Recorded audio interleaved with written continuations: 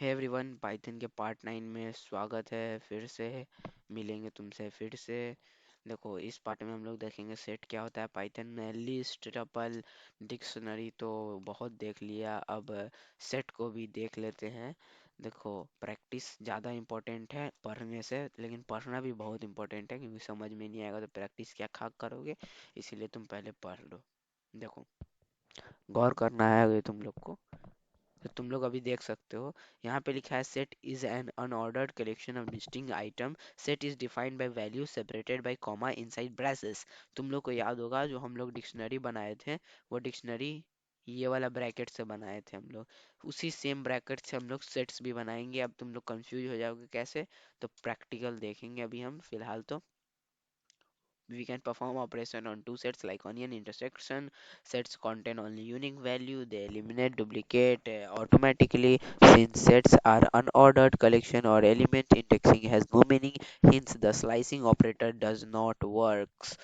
इसका मतलब कि मैं समझाने से पहले पाइचाम ओपन करना चाहूँगा, क्योंकि ये ज़्यादा इम्पोर्टेंट है। प्रैक्टिकल देखना ज़्यादा इम्पोर्टेंट है। प्रैक्टिकल देखोगे तो तुम लोग को समझ में आ जाएगा इसका मीनिंग। ओके, पाइचाम ओपन हो गया है जैसा कि तुम लोग देख सकते हो। पाइचाम में एक फाइल मैंने पहले से क्रिएट कर रखा है, set.py। उस फाइल में मैं आ चुका हूँ। मैं यहाँ पे थोड़ा बड़ा कर देता हूँ तुम लोगों को दिखाने के लिए। ओके, तो हम लोगों ने देखा था डिक्शनरी लिस्ट वगैरह को। इस बार देखने वाले हम लोग सेट को। सेट क्या भला होता है। देखो, हम लोग एक वेरिएबल क्रिएट करते हैं x, ठीक है। हम लोगों ने एक वेरिएबल को क्रिएट करने की कोशिश की है। कोशिश क्या, हम लोगों ने एक वेरिएबल क्रिएट किया है। ओके, तो अभी हम लोग वेरिएबल को हम लोग जिस तरह से डिक्शनरी क्रिएट करते थे ये वाला ब्रैकेट से, सेम इसी ब्रैकेट को हम लोग यहाँ पे देंगे सेट को क्रिएट करने के लिए। और जिस तरह से हम लोग लिस्ट को क्रिएट करते थे, उसमें स्ट्रिंग वगैरह कुछ भी डाल देते थे। सपोज मान लो यहाँ पे मैं 5-6 इंटीजर डाल देता हूँ, 7, 8, 5, 9, 4 और 6, ये मैंने डाल दिया। ओके, तो ये हो गया एक सेट। अब आप बोलोगे सेट और डिक्शनरी में क्या अंतर है, जब दोनों सेम ही ब्रैकेट से ओपन, मतलब सेम ही ब्रैकेट से हो कंट्रोल होता है, तो एक्चुअली डिफरेंस यही है कि डिक्शनरी में जो था दो चीज था। एक था की और दूसरा था डिक्शन वैल्यू। तुम लोग को याद होगा डिक्शनरी के अंदर की और वैल्यू को हम लोग इस तरीके से देते थे, लेकिन इसमें कुछ की और वैल्यू वाला कोई कंडीशन नहीं है। यहाँ पे अगर हम लोग इसको डिक्शनरी बनाना चाहते हैं, जैसे डिक्शनरी दो चीज पे डिपेंड करता था, की और वैल्यू, और इसमें नॉर्मल लिस्ट और टपल की तरह एक चीज डाला जाता है, ठीक है। और इसको भी मैं इसका टाइप प्रिंट करा के दिखाता हूँ, ताकि तुम लोग को यकीन हो जाए कि हाँ भाई ये सेट है, ठीक है। Wait, x, okay. तो मैं प्रिंट कराऊंगा, सॉरी ये कैपिटल एक्स नहीं स्मॉल एक्स था। जैसे ही मैं यहाँ पे प्रिंट कराता हूँ, यहाँ पे देख सकते हो आप लोग। वेट, क्लास सेट, यानी कि एक सेट है। तो इससे हम लोग को ये कंफर्म हो चुका है कि ये एक सेट क्रिएट हम लोगों ने कर दिया है। अब सेट और नॉर्मल टपल डिक्शनरी, टपल और लिस्ट में क्या अंतर है, जब दोनों में कोई फर्क नहीं है। देखो फर्क है, तुम लोग को मैं डायरेक्ट प्रिंट कराऊंगा तो तुम लोग को फर्क दिख जाएगा। देखो एक्चुअली में ये जो है ना असेंडिंग ऑर्डर में प्रिंट होता है। जैसे मैंने डायरेक्ट कैसे भी कर दिया है, 2, 8, 5, 9, 4, 6 रैंडमली लिख दिया है, ठीक है। लेकिन जब मैं प्रिंट कराऊंगा ना इसको, जब मैं इसको प्रिंट कराता हूँ, तब ये असेंडिंग ऑर्डर में प्रिंट होगा। जैसे कि हम प्रिंट करा के दिखाते हैं, ये देखो, ये असेंडिंग ऑर्डर में प्रिंट हो रहा है, 2, 4, 5, 6, 8, 9। ओके, और ये मतलब रैंडमली था, और इसको असेंडिंग ऑर्डर में करके यहाँ पे प्रिंट करा दिया गया है, यानी बढ़ती बढ़ात में, मतलब जैसे पहले 2, फिर 4, फिर 5। और एक और फर्क है इसमें कि एक डेटा दूसरी बार अगर देते हैं, तो यानी कि डुप्लीकेट डेटा को ये प्रिंट नहीं करता है, उसको एलिमिनेट कर देता है, उसको छोड़ देता है। जैसे कि मान लो इसमें 8 था, एक बार अगर कोई लिस्ट रहता है ये, तो 8 अगर हम लिखते तो 8 दोबारा प्रिंट होता। लेकिन इस बार अगर हम 8 लिखते हैं सेट के अंदर और रन करा के देखते हैं, तो कोई फर्क नहीं पड़ा है इसमें। 2 4 5 6 8 9 यानी कि डुप्लीकेट डेटा को एलिमिनेट कर देता है। यानी कि बोलता है कि ना भाई तुम दो दो हो, हम कोई प्रिंट करेंगे और दूसरे को हटा देता है, दूसरे को प्रिंट नहीं करता है।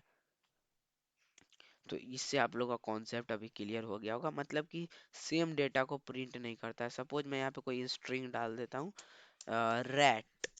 ठीक है, मैंने रैट एक बार डाल दिया, फिर मैं कॉमा लिखूं, फिर मैं लिखूंगा एप्पल। एप्पल स्पेलिंग गलत है, मैं एक नॉर्मल स्ट्रिंग, फिर मैं वापस से रैट लिखूंगा, तो रैट एक ही बार प्रिंट होगा। बाकी एप्पल एक बार था तो एक बार प्रिंट होगा, रैट 2 बार था। तो चूंकि ये डुप्लीकेट है, ये इसका डुप्लीकेट है, तो ये इसको ये हटा देगा और प्रिंट सिर्फ ओरिजिनल वाले को करेगा। जैसे कि मैं एक बार प्रिंट करा के दिखाता हूँ। ये देखो, 2 4 5 6 8 9, और एप्पल पहले प्रिंट हुआ, फिर रैट क्योंकि असेंडिंग ऑर्डर में प्रिंट कराता है। और ये देखो रैट एक ही बार प्रिंट हो रहा है, 2 बार, जबकि मैंने सेट के अंदर डाला था। वही एक नॉर्मल लिस्ट रहता है, तो ये 2 बार प्रिंट करता है, और ना ही असेंडिंग ऑर्डर में, जिस तरह देते हैं उसी तरह ये प्रिंट करता है। सॉरी। ओके। तो अब हम लोग देखेंगे कुछ फंक्शंस से इसके। यूनियन, डॉट यूनियन फंक्शन एक होता है सेट्स का, जिसका काम होता है दो सेट्स को कंबाइन करना। प्रैक्टिकल देख लेते हैं इसको। सपोज हमने पहले, तो मैं ये स्ट्रिंग्स को हटा देता हूँ फॉर बी मोर क्लियर, और मैं यहाँ पे इस प्रिंट फंक्शन को भी हटा देता हूँ और एक नया वेरिएबल क्रिएट करूँगा y, और उसके अंदर भी मैं एक सेट बनाऊंगा, और उसके अंदर मैं डेटा डालूंगा 1 4, नहीं, मैं 1 3 डालता हूँ, फिर मैं डालता हूँ 7। ठीक है, मैंने बस ये 3 चीज का सेट बना दिया, मैंने एक 3 चीज का सेट क्रिएट कर दिया।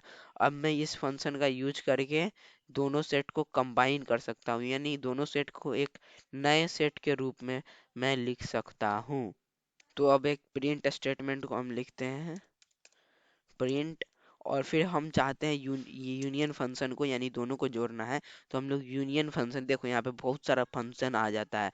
जैसे ही हम डॉट लिखे, बहुत सारा फंक्शन आ गया, union, add, pop, copy, clear, difference. ये सब फंक्शन को तुम लोग ट्राई कर सकते हो, सब फंक्शन को बताना पॉसिबल नहीं है, इसलिए कुछ इंपॉर्टेंट फंक्शन को मैंने लिखा है। जैसे कि यूनियन, यूनियन को जैसे ही मैं क्लिक करता हूँ यहाँ पे, यूनियन, मैं यहाँ पे लिखता हूँ यूनियन। ओके, मैं यूनियन डाल देता हूँ। मैं डालता हूँ कि x का यूनियन कर दो y, यानी x में y को कंबाइन कर दो। ये मैं कहना चाह रहा हूँ कंप्यूटर को। ओके, तो जैसे ही मैंने ये कह दिया, अब बोलेगा ओके सर, ये और ये दोनों को जोड़ के एक नया सेट बना देते हैं और इसको फिर प्रिंट कर देते हैं। जिसे ये इसने रन किया, और ये देखो, गौर करो इस पे, इसमें 1 ऐड हो गया। इसमें 1 था नहीं, इस सेट में 1 नहीं था, इस सेट में 1 था। तो ये दोनों को मिला के एक नया सेट बनाया। चूंकि सेट असेंडिंग ऑर्डर में प्रिंट होता है, इसीलिए एक असेंडिंग ऑर्डर में ये प्रिंट हो गया। अगर इसमें हम कोई डेटा डालते हैं, सपोज इसमें 7 है, इसमें भी मैं एक 7 डाल देता हूँ। 7 डाल के फिर मैं कॉमा दे देता हूँ। ओके, फिर मैं प्रिंट करूंगा तो ये एज इट इज रहेगा, 7 2 बार प्रिंट नहीं होगा, क्योंकि ये एक नया सेट जो बना है उसमें 7 2 बार आए, और वो डुप्लीकेट डेटा को ये प्रिंट नहीं करता है सेट। अब दूसरा फंक्शन को हम लोग देखेंगे, इंटरसेक्शन फंक्शन। ये फंक्शन होता है सिमिलर आइटम को प्रिंट कराने के लिए। जैसे कि ये दोनों सेट है, ठीक है, इसमें मैं ये x डॉट इंटरसेक्शन लिखूंगा, इंटरसेक्शन, ठीक है, इंटरसेक्शन वाई, यानी कि ये दोनों में कौन सा डेटा सिमिलर है उसको प्रिंट करा दो। फिर जैसे ही मैं यहाँ पे रन करूंगा, तो ये देखो 7 प्रिंट हो गया, यानी कि इसमें और इसमें कौन सा डेटा सिमिलर है। तो इसमें 2 है, इसमें 2 नहीं है, 8 है, 8 नहीं है, 7 जो है इसमें भी है और इसमें भी है। तो बस वही चीज कह रहा है कि 7 इसमें सिमिलर है। तो ये फंक्शन का काम होता है इसमें से कौन सिमिलर है उसको प्रिंट कराना।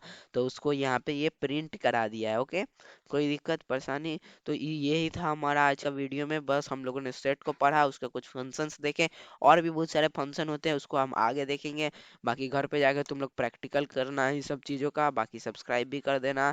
और मिलते हैं किसी और वीडियो में। अगले वाले वीडियो में हम लोग देखेंगे कि ये लाइन का मतलब क्या होता है। Hence the slicing operator does not work on set, यानी कि स्लाइसिंग ऑपरेटर क्या होता है।